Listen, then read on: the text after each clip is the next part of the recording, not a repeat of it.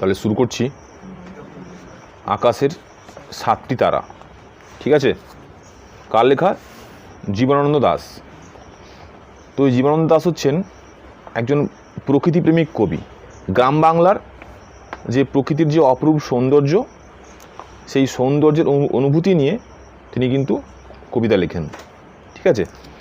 তো এই গ্রাম বাংলার প্রকৃতিপ্রেমিকের প্রতি তিনি এই 7টি তারা লিখেছেন কবিতাটি, ঠিক আছে? কোথা থেকে নেওয়া হয়েছে? রূপসী বাংলা কাব্যগ্রন্থ থেকে এই আকাশে 7টি তারা কবিতাটি লিখেছেন। তো এখানে আকাশে 7টি তারা, যে 7টি তারা রয়েছে তার 7টা নাম রয়েছে, ঠিক আছে? নামগুলো কী কী? 1 হচ্ছে মরিচ, 2 হচ্ছে বশিষ্ঠ, 3 হচ্ছে অঙ্গিরা, 4 হচ্ছে অত্রি, 5 হচ্ছে পুলস্ত্য, 6 হচ্ছে ক্রতু, 7 হচ্ছে পুলহ। তো এই 7টা তারাকে মিলে কিন্তু সপ্তর্ষিমণ্ডল গঠিত হয়, যেটা আমরা আকাশে যদি চোখ রাখি রাত্রেবেলা দেখতে পাবো, ঠিক আছে? তো এই 7টি তারা মিলিত হয়ে আমরা কাল্পনিক অনেক রকমের আমরা দেখতে পাই। তার মধ্যে আমরা কালপুরুষ পাই, তার মধ্যে আমরা সপ্তর্ষিমণ্ডল পাই ইত্যাদি, ঠিক আছে? তো এটা জিনিসটা কি? এটা একটা প্রকৃতির বিশেষ চিত্র বলতে পারিস তুই, ঠিক আছে? আচ্ছা, এবারে এই যে পুরো কবিতাটা, এই কবিতাটা পুরোটাই হচ্ছে প্রকৃতিকে কেন্দ্র করে। এবং কখন অবশ্যই দুটো কবিতা, এই কবিতাটা দুটো ভাগ করা হয়েছে, দুটো প্যারাতে ভাগ করা হয়েছে। এবং এই প্যারা দুটোর মধ্যে কিন্তু প্রথমটা হচ্ছে লেখকের অবস্থানকে বোঝানো হয়েছে, প্রাকৃতিক অবস্থানকে বোঝানো হয়েছে। আর দ্বিতীয়টা হচ্ছে যে প্রকৃতির রূপকে বোঝানো হয়েছে, দ্বিতীয়টা, ঠিক আছে? প্রথম প্যারাটা হচ্ছে প্রাকৃতিক অবস্থানকে বোঝানো হয়েছে, আর দ্বিতীয়টা হচ্ছে প্রকৃতির রূপকে বোঝানো হয়েছে। তো প্রকৃতিপ্রেমিক কবি, তিনি প্রকৃতিকে বড়ই ভালোবাসেন। ভালোবাসাটা হচ্ছে শুধু ভালোবাসা নয়, প্রেম, তাকে অনুভব করা, অনুভূতিতে অনুভব করা। সেই অনুভব তিনি করছেন তিনি প্রকৃতির মাঝখানে বসে, এবং অবশ্যই ঘাসের মধ্যে বসে। তিনি প্রকৃতির প্রতিটি ক্ষেত্রে একটি অদ্ভুত ভালোবাসা তথা স্নেহের ঘ্রাণ খুঁজে পান। সে ঘ্রাণটা কখনো মুথা ঘাস, আমাদের যে ঘাস রয়েছে সেই ঘাসের একটা ঘ্রাণ তিনি পান, অনুভব করেন। তারপরে হয়তো গাছের পাতার মধ্যে সেখানকার একটা খুব স্নিগ্ধ সে ঘ্রাণ অনুভব করেন। তিনি হয়তো মাটির ঘ্রাণ অনুভব করেন। মাটিতে বৃষ্টি পড়লে যে অদ্ভুত রকমের সুগন্ধ সেখান থেকে সৃষ্টি হয়, সেই সুগন্ধ তিনি অনুভব করেন মন প্রাণ দিয়ে। বাতাস বইছে, সেই বাতাসের ঘ্রাণ তিনি অনুভব করেন। তাহলে সবগুলো কিন্তু তিনি চাক্ষুষ করেন এবং মন প্রাণ দিয়ে অনুভব করেন, ঠিক আছে? তো এরকম একটা পরিস্থিতিতে লেখক ঘাসের উপরে এসে বসছেন এবং তিনি প্রকৃতিকে প্রত্যক্ষ করছেন। প্রকৃতির যে বিভিন্ন রূপ, কখনো আকাশ, কখনো বাতাস, কখনো গাছপালা, কখনো মাটি, সব ক্ষেত্রে তিনি দেখতে পান বিভিন্ন রকমের পরিস্থিতিতে তার পরিবর্তন, ঠিক আছে? তো সবচেয়ে তিনি অনুভব করেন সন্ধেবেলাটাকে, কারণ সন্ধেবেলা, সারাদিনের মধ্যে সন্ধেবেলার অনুভূতি কবির কাছে কিন্তু বড়ই অদ্ভুত মনে হয়। কীরকম অদ্ভুত? একদিকে হচ্ছে ওই সন্ধ্যার যে পরিবেশটা কবির কাছে যেমন রোমান্টিক লাগে, আবার কোনো ক্ষেত্রে বড়ই ব্যথিত লাগে। তাহলে কখনো রোমান্টিক লাগছে, তার উদাহরণ তিনি দিয়েছেন কিছু ক্ষেত্রে।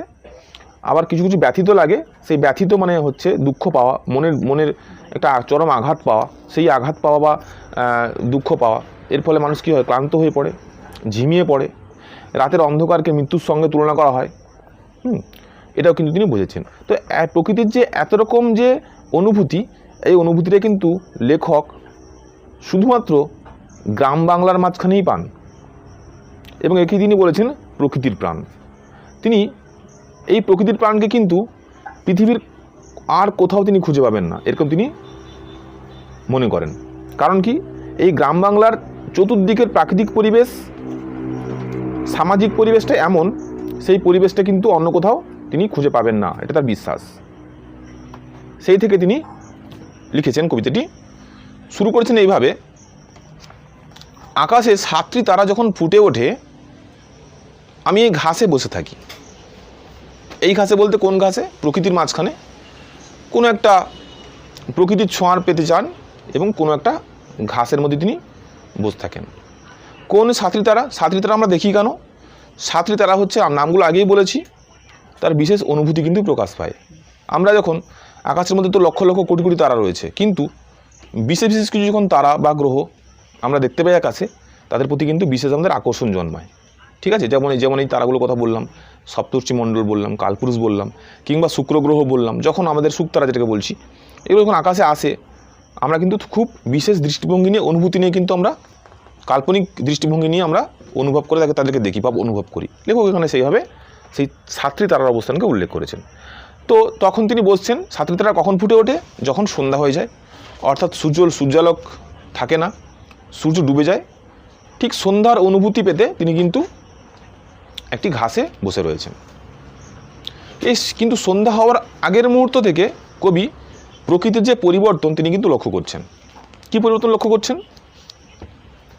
দেখতে পেয়েছেন যে সূর্য ছিল কিছুক্ষণ আগে, তারপরে অস্ত যাওয়ার পরে গোটা প্রকৃতি নিবিড় অন্ধকারে ডুবে যায়।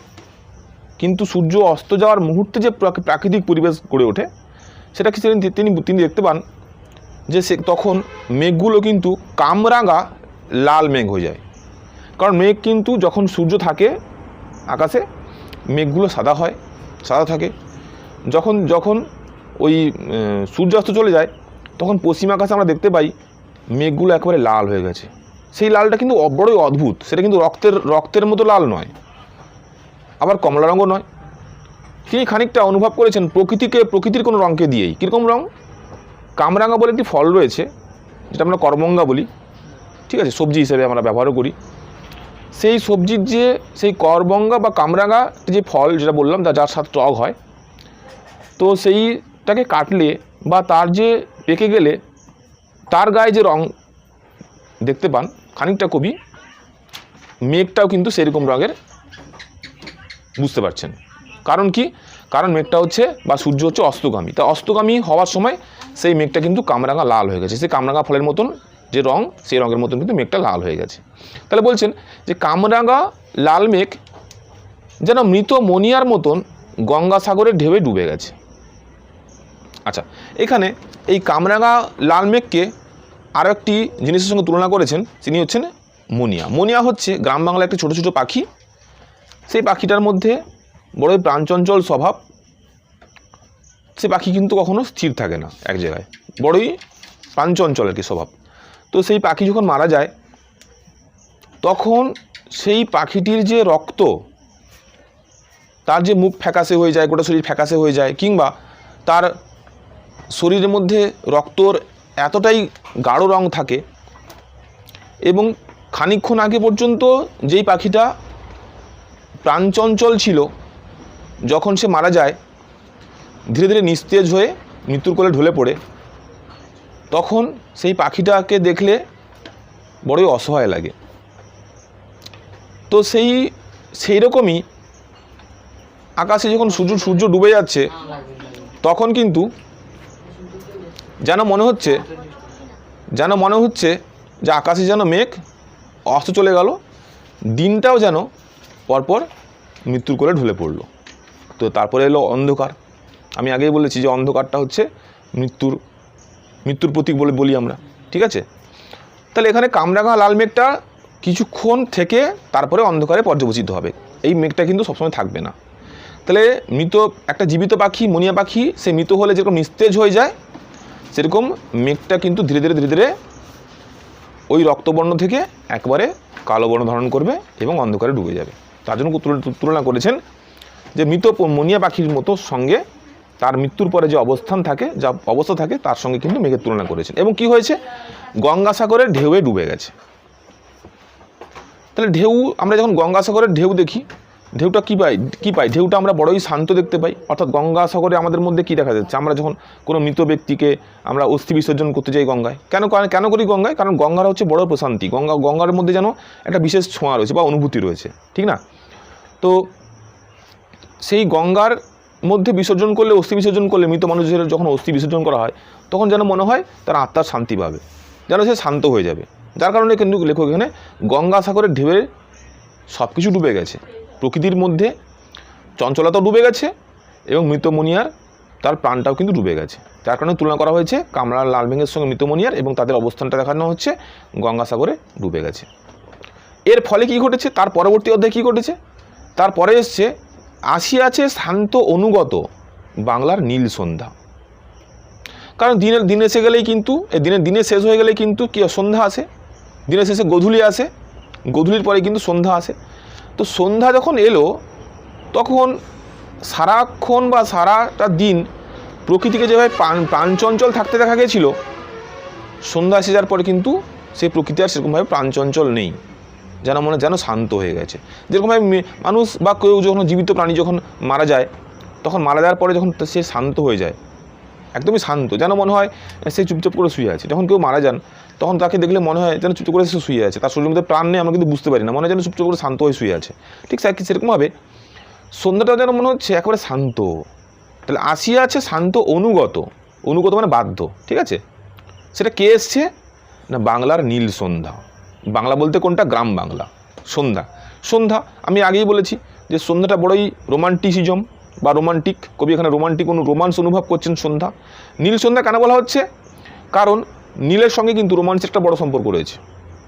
কারণ নীল হচ্ছে আমাদের মধ্যে একটা বিশেষ অনুভূতির প্রকাশ ঘটায়, যার কারণে কিন্তু বাংলার সন্ধ্যাকে নীল বলা হয়েছে, নীলের সঙ্গে তিনি তুলনা করেছেন। তার মানে তিনি ওই সন্ধ্যা এসেতে কবির মধ্যে একটা অদ্ভুত রকমের অনুভূতি হচ্ছে। যখন কোনো মানুষের মধ্যে রোমান্স তৈরি হয়, ভালোবাসা আবেগ তৈরি হয়, তখন কিন্তু একটা বিশেষ অনুভূতি প্রত্যেকের মধ্যে তৈরি হয়। এখানে কিন্তু কবি যেহেতু প্রকৃতিপ্রেমিক কবি, সুতরাং সেই নীল সন্ধ্যার মধ্যেও কিন্তু তার একটা বিশেষ অনুভূতি তিনি অনুভব করছেন, যার কারণে তিনি বলেছেন নীল সন্ধ্যা।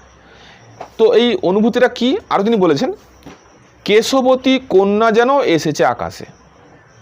আচ্ছা, কেশবতী, কেশ মানে চুল, লম্বা চুল। সাধারণতভাবে কোনো মহিলার যার কেশ যতটাই বড়, সেই মহিলাটার তার সৌন্দর্য যেন ততই বৃদ্ধি পেয়ে যায়, বুঝা হলো।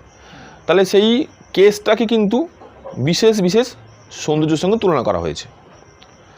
তো এখানে সেই কেশবতী কন্যা যেন আকাশে এসেছে। কেন, কেশবতী কন্যার কেশের রং কি, কালো, তাই তো। তাহলে সন্ধ্যা যখন হয়ে গেল তখন পুরোটাই কালো মনে হচ্ছে। তিনি এখানে পুরো প্রকৃতিটাকে মনে করেছেন একটা কন্যা, আর এই যে সন্ধ্যার যে অন্ধকার, এই অন্ধকারটা তিনি তুলনা করছেন ওই কন্যার কেশ, বিশাল কেশ, বিরাট বড় কেশ, ঠিক আছে। তাহলে এই কেশটা কি হচ্ছে বা সেই চুলটা কি হচ্ছে তখন না, আমার চোখের পরে, আমার মুখের পরে তার চুল ভাসে। এটা একটা খুব কাল্পনিক অনুভূতি এবং খুব ভালোবাসার বিশেষ অনুভূতি। যখন আমরা কাউকে প্রচণ্ডভাবে ভালোবাসি তখন তার সব কিছু ছোঁয়া পেতে চাই, সব কিছুর মধ্যে আমরা তার বিশেষ আমাদের মধ্যে ভালোবাসার অনুভূতি প্রকাশ পাই। বিশেষ করে তার চুলটা যখন আমরা কাউকে ভালোবাসি, কারোর চুল ভাল লাগে, কারোর চোখ ভাল লাগে, কারোর ঠোঁট ভাল লাগে, ঠিক আছে, কারোর কথা বলার ভঙ্গিমা ভাল লাগে, কিন্তু চুলটা একটা তার মধ্যে থেকেও যেন বিশেষ একটা তাৎপর্য বহন করে। যার কারণে আমরা সবসময় সেই চুলের ছোঁয়া পেতে চাই। চুলটা যেন আমাদের মুখের উপর দিয়ে কেউ বুলিয়ে দিক, হ্যাঁ, গোটা শরীরে বুলিয়ে দিক, এরকম টাইপের। তো এলোমেলো কেস, সেই কেসের ছোঁয়া বড়ই ভালো অনুভব হয় লেখকের এখানে, সেটা হচ্ছে। তাই এখানে মনে হচ্ছে যে তার আমার চোখের পরে, আমার মুখের পরে তার চুল ভাসে বলতে এখানে ছুঁয়ে যায়, এটা লেখক অনুভব করছেন। কেন, যখন সন্ধ্যা হয়ে যাচ্ছে তখন গোটা প্রকৃতি যেরকম অন্ধকার হয়ে যাচ্ছে, লেখক যে ঘাসের উপর বসছেন, লেখকের মধ্যেও কিন্তু সেই অন্ধকারের বাতাবরণ সৃষ্টি হয়েছে, বা অন্ধকার কিন্তু লেখককে ছুঁয়ে যাচ্ছে। এখানে অন্ধকার কথার অর্থ হচ্ছে কেস, তিনি কাল্পনিকভাবে অনুভব করছেন এটা হচ্ছে কেস। কার কেস না, সেই কেশবতী কন্যা, যে কন্যাটা হচ্ছে সন্ধ্যার পরে বাংলার নীল সন্ধ্যার হাত ধরে এসেছে। তো পৃথিবীর কোনো পথ এ কন্যারে দেখেনি কো, দেখে নাই অত অজস্র চুলের চুমা, হিজলে কাঁঠালে জামে ঝরে অবিরত। জানি নাই এত স্নিগ্ধ গন্ধ ঝরে রূপসী চুলের বিন্যাসে। তার মানে এখানে সেই যে কেশবতীর কন্যার কেশ সাথে চতুর্দিকের ঘ্রাণ, তার মধ্যে এমন রোমান্টিক অনুভূতি তৈরি করছে, তার মনে হচ্ছে বা লেখকের মনে হচ্ছে যে পৃথিবীর মধ্যে কিন্তু এত তো কন্যা রয়েছে, কিন্তু এই কন্যার যে কেসটার মধ্যে যে অনুভূতি পাচ্ছি, তিনি কিন্তু নিজে মনে করছেন যে পৃথিবীর কোনো কন্যার কেস কিংবা অনুভূতি এতটা স্নিগ্ধ অনুভূতি হবে না বা এতটা রোমান্টিক অনুভূতি হবে না, এবং তিনি অনুভবও করবেন না এবং তিনি দেখতেও পাবেন না। এছাড়া তিনি দেখেছেন কি, এখানকার যে কেশবতী কন্যা কোনো বিশেষ কারের উপরে কিন্তু তার চুলের চুমা দিচ্ছেন না, তিনি কিন্তু কী করছেন সবার উপরে, অর্থাৎ তিনি যেখানে মানুষ আছেন, পশু পাখি আছে, সমস্ত মানে প্রকৃতির সমস্ত কিছুর উপরে যেন সেই কেশবতী কন্যার চুলটা যেন পুরোপুরি ছুঁয়ে যাচ্ছে। তো সেই চুলের ছোঁয়া কোথায় কোথায় পাচ্ছে না, হিজলে, কাঁঠালে, জামে, এগুলো সব প্রকৃতির বিশেষ বিশেষ গাছ, এবং এই বিশেষ বিশেষ গাছগুলো হচ্ছে বিশেষ বিশেষ সময়কে নির্দেশ করছে, এবং এই গাছগুলো খুব বড় বড় গাছ এবং বিশেষ বিশেষ সময়কে নির্দেশ করছে, যার কারণে এই সমস্ত গাছের অনুভূতিও লেখকের মধ্যে একটা অনুভূতি সৃষ্টি করছে। এবং তিনি আবার বুঝতে পারছেন যে জানি না এত স্নিগ্ধ গন্ধ ঝরে রূপসীর চুলের বিন্যাসে, তাহলে চুলের মধ্যেও যে একটা ঘ্রাণ রয়েছে তা কিন্তু একমাত্র চাক্ষুষ করা যাবে না, একমাত্র অনুভূতিরই বিষয় সেটা। তাহলে অনুভূতি লেখক করতে পারছেন, চুলের মধ্যে কি কোনো গন্ধ থাকে নাকি, কোনো রোমান্টিক গন্ধ থাকে না, কিন্তু যেহেতু এটা লেখক ওই কেশবতী কন্যাকে বড়ই ভালোবেসে ফেলেছেন, কেশবতী কন্যা এখানে সন্ধ্যাকে ইঙ্গিত করা হচ্ছে, প্রকৃতির সন্ধ্যাকে, তো সেই কেশবতী কন্যার কেশ থেকেও তিনি কিন্তু ঘ্রাণের অনুভব করছেন তার রূপসীর চুলের বিন্যাসে। এটা গেল প্রথম প্যারা। তাহলে এখানে লেখক প্রথম প্যারাতে তার নিজস্ব অনুভূতির কথা বলেছেন বাংলার প্রকৃতিকে কেন্দ্র করে এবং বিশেষ করে সন্ধ্যাকে কেন্দ্র করে। তারপরে এবার তিনি পরের প্যারাতে বলেছেন যে প্রকৃতির কথা, বাংলার প্রকৃতিটা কেমন হতে পারে বাকিদের তুলনায়, বা অর্থাৎ বাকি স্থানের তুলনায় বাংলার প্রকৃতি কেমন হতে পারে। কি বলেছেন এখানে, পৃথিবীর কোনো পথে নরম ধানের গন্ধ, কলমির ঘ্রাণ। নরম ধানের গন্ধ বলতে যখন ধান গাছে ফুল আসে তখন ধান গাছটা বড়ই অপূর্ব লাগে, কচি কচি ফুল এসছে, সেখান থেকে ছোটো ছোটো, সেখান থেকে ধানের তোমার যে শীষ তৈরি হবে সেখান থেকে, তো সেইখানে যদি তখন আমরা মাঠে গিয়ে বসি, ধানের একটা কিন্তু অদ্ভুত রকমের ঘ্রাণ বেরোয়, সে ঘ্রাণ বা গন্ধটা হচ্ছে দারুণ সুগন্ধ। কলমির ঘ্রাণ, কলমি শাক যা হয়, কলমি শাক আমরা পুকুরে চাষ করি, গ্রাম বাংলার মানুষের জানে, কিন্তু শহরের মানুষরা বুঝতে পারে না যে কলমি শাক কেমন বা কোথায় চাষ করা হয়, কেমন জানে কিন্তু কোথায় চাষ করা হয় বুঝতে পারে না। তাহলে কলমির ঘ্রাণ আমরা পাই যারা যারা আমরা গ্রাম বাংলায় আছি। হাঁসের পালক, আমরা হাঁসকে দেখেছি, হাঁসকে দেখতে খুব সুন্দর লাগে, ঝাঁকে ঝাঁকে পুকুরের মধ্যে চড়ে বেড়ায়, তাহলে সেই হাঁসের পালক কিন্তু খসে পড়ে, সে পালকটা একটু অদ্ভুত লাগে দেখতে। সর, পুকুরের জল, চাঁদা, সরপুঁটিদের মৃদু ঘ্রাণ, তাহলে পুকুরের জলটাও অদ্ভুত লাগে। আমরা যারা গ্রাম বাংলায় থাকি তারা পুকুরের অনুভূতি আলাদা, পুকুরের পাশে গিয়ে বসলে মনটা ভালো হয়ে যায়, পুকুরে ছোটো ছোটো হালকা হালকা ঢেউ, এবং সেই পুকুরের মধ্যে যে সমস্ত মাছ রয়েছে, চাঁদা, সরপুঁটি মাছ, এগুলো বিশেষ বিশেষ তাৎপর্য বহন করে। চাঁদা মাছ, সরপুঁটি মাছ দেখতে খুব সুন্দর লাগে, এগুলো আমরা ধরি, ছোটো ছোটো মাছ, কিন্তু বিশেষ বিশেষ তাৎপর্য বহন করে, যেন প্রকৃতির মধ্যে একদম মিশে রয়েছে। তাহলে এরাও যেন সেই পুকুরের জলকে নিয়ে খুব মেতে থাকে, তাদের কাছে পুকুরের জলটা খুব ভালোবাসার জিনিস। কিশোরীর চাল ধোয়া ভিজে হাত, অর্থাৎ সেই যে পুকুর বললাম বা সেই যে প্রাকৃতিক পরিবেশ বললাম, এই পুকুরের মধ্যে কিন্তু গ্রাম বাংলার কোনো কিশোরী তিনি চাল ধুতে আসছে, অর্থাৎ রান্নাবান্নার উদ্দেশ্যে চাল ধুতে আসে। তো চাল ধোয়া, যখন চাল ধুয়ে যায়, চাল অর্থাৎ খাদ্য সামগ্রী ধুয়ে যায়, তখন কিন্তু তার হাতটা ভিজে যায়। সেই হাতটা যে ভিজে যায়, তিনি এখানে একটা বিশেষ অনুভূতি করেছেন কিন্তু। তাহলে সেই চালটা ধান থেকে আসছে, সেই ধানটা কিন্তু প্রকৃতির মাঝখানে ফলছে, তাহলে সেই ধানটা কিন্তু চাল হয়ে ওই কিশোরীর ঘরে পৌঁছচ্ছে, এবং কিশোরী কিন্তু সেটাকে নিয়ে আবার প্রকৃতির মাঝখানে ওই পুকুরের মধ্যেই কিন্তু তিনি, তাহলে ওই পুকুরের মধ্যে সেই চালটা ধুতে আসছে, তখন কিন্তু তার হাত ভিজে যাচ্ছে, এবং হাতটা কিন্তু ভিজে আবার তার হাতের মধ্যে একটা হালকা অনুভূতি হচ্ছে, কিন্তু কী অনুভূতি হচ্ছে, শীতল অনুভূতি হচ্ছে, শীত হাত খান, এবং শীত এক প্রকার শীতল, তার হাতটা শীত লাগছে বটে, শীতল অনুভূতি হচ্ছে বটে, কিন্তু তার মধ্যে একটা সেই কিশোরী তথা কবি রোমান্টিসিজম অনুভব করছেন। কিশোরের পায়ে দলা মুথা ঘাস, কিশোরের পায়ে দলা মুথা ঘাস বলতে ছোটো ছোটো ঘাস রয়েছে, যে ঘাসগুলো আমরা যখন হাঁটি তখন কিন্তু আমাদের পায়ের তলায় মাড়িয়ে যায়, ঠিক আছে, এবং মাড়িয়ে গিয়ে সে ঘাসগুলো কিন্তু একদমই পিষে যায়। তাহলে সেই ঘাস থেকেও কিন্তু পিষে যাওয়ার ফলে সেই ঘাস থেকে কিন্তু একটা অদ্ভুত রকমের ঘ্রাণ বেরিয়ে আসে, যে ঘ্রাণটা কিন্তু পায়ের তলায় অনেক কিছু তো তারা পায়ে আমরা মারিয়ে ফেলি, কিন্তু সেগুলো কিন্তু আমাদের অনুভূতি ভালোভাবে জাগায় না। কিন্তু যে মুথা ঘাস যখন আমরা ওই ঘাসটাকে মারিয়ে দিই পায়ের তলায়, তখন তার থেকে একটা অদ্ভুত ঘ্রাণ বেরোয়, সেই ঘ্রাণটা কিন্তু বিশেষ ভালো লাগে, বিশেষ অনুভূতি সৃষ্টি হয়। ঠিক আছে? তো এইগুলো হচ্ছে প্রকৃতির মূল জিনিস। কিন্তু এর মাঝখানে তিনি একটা খারাপ অনুভূতি বা দুঃখের অনুভূতির কথা লেখক বলেছেন। কি বলেছেন না, লাল লাল বটের ফলের ব্যথিত গন্ধের ক্লান্ত নীরবতা। এই লাইনগুলো কিন্তু খুব ইম্পর্টেন্ট।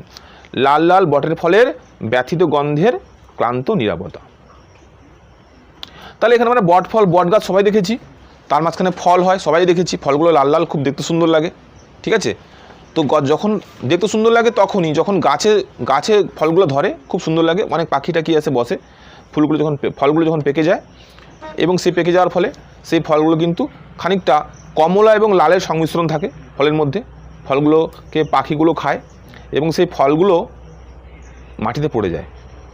পড়ে গিয়ে কী হয়, তখন তার পরিণতি কী হয়, তখন তার পরিণতি হচ্ছে কারো না কারো পায়ে মারিয়ে যাচ্ছে, পায়ে মারিয়ে গিয়ে কিন্তু মিশিয়ে যাচ্ছে। কিন্তু পায়ে মারানোর আগে সেই যখন গাছে ছিল তখন কিন্তু তার মধ্যে কোনো শেষ হয়ে যাওয়া বা ধ্বংসের নিশ্চয়তা ছিল না, কারণ সে গাছ থেকে তৈরি হয়েছে, গাছ তার মা, সে জানে যে গাছ আমাকে রক্ষা করবে। কিন্তু যখন তার মা অর্থাৎ গাছ সেইটা ছেড়ে দিল, তখন কিন্তু সে মাটিতে এসে পড়ার ফলে কিন্তু সে কারো না কারোর পায়ে পিছিয়ে চলে যাচ্ছে। তখনই তার মধ্যে বড়ই ব্যথিত হচ্ছে, সে বড় ব্যথিত হচ্ছে। তাহলে সেই ব্যথিতর ফলে সেখান থেকেও একটা মনে হচ্ছে যেন সে এখন ক্লান্ত, সেই বটফলটা যেন ক্লান্ত। তাহলে সেই ক্লান্ত হওয়ার ফলেই সে পড়ে গেল, তারপর দিয়ে মারি চলে গেল, সে পিছিয়ে গেল, মাটিতে মিশে গেল। এটা খুব একটা দুঃখের অনুভূতি, কেননা সব কিছুর শেষটাই একটা দুঃখের অনুভূতি। তাহলে যেরকমভাবে আগের প্যারাতে পড়েছিলাম যে মেঘ যখন ওই কামরাঙা ফলের মতো লাল হয়ে গেছিলো, তারপরে কিছুক্ষণের পরেই তার মৃত্যু ঘটলো, অর্থাৎ অন্ধকার নেমে এলো, সেরকম যেন কবি আমরা অনুভব করেছেন যে বটফলটা গাছের মধ্যে ছিল, খুব সুন্দর লাগছিল দেখতে, সেই বটফলটা যখন গাছ থেকে পড়ে গেল মাটিতে, তার কিন্তু মৃত্যু হলো, অর্থাৎ সে কিন্তু ব্যথিত গন্ধের ক্লান্ত নীরবতা পালন করলো। তো এই যে বলা হলো জিনিসগুলো, এইগুলোই কিন্তু বাংলার প্রাণ। তাহলে এর মাঝেই আছে বাংলার প্রাণ। তাহলে এত কিছুর মধ্যে বাংলার প্রাণ কোনটা? এই যে প্রকৃতির মধ্যে যেগুলো বলা হলো এতক্ষণ পর্যন্ত, এগুলো কিন্তু বাংলার প্রাণ। তাহলে এই প্রাণটা কিন্তু কবি পৃথিবীর অন্য কোনো জায়গায়, অন্য কোনো পরিবেশেই তিনি খুঁজে পান না। ঠিক আছে? তো এরই মাঝখানেই আবার কিন্তু ফুটে উঠেছে আকাশে সাতটি তারা, যখন ফুটে ওঠে আমি পাই টের। তাহলে এত সৌন্দর্যের মধ্যে আবার সৌন্দর্য, কবি যেটা বলে গেলেন যে এতক্ষণ যে সৌন্দর্য তিনি প্রকাশ করলেন, তাহলে এই সৌন্দর্যের মধ্যেও যেন এই সাতটি তারা যখন ফুটে ওঠে আকাশে, তখন যেন তিনি আরও বিশেষ করে সৌন্দর্য অনুভব করেন। তখন তিনি ঘর থেকে বেরিয়ে আসেন, কেন সাতটি তারার দেখার অনুভূতি তখনই সম্ভব যখনই সূর্যালোক নিভে যাবে, তাই তো? আর সূর্যালোক নিভে যায় কখন? যখন সন্ধ্যা হয়। আর সন্ধ্যা হওয়া মানেই কবি টের পান আকাশে সাতটি তারা উঠেছে, তখন কিন্তু তিনি ঘর থেকে বেরিয়ে আসেন, বেরিয়ে এসে তিনি প্রকৃতির মধ্যে ডুবে যান। এটা হচ্ছে প্রকৃতির প্রতি লেখকের ভালোবাসা। যা হলো ভালোবাসা বা বিশেষ অনুভূতি, এখানে কবি এই আকাশ সাতটি তারার মধ্যে দিয়ে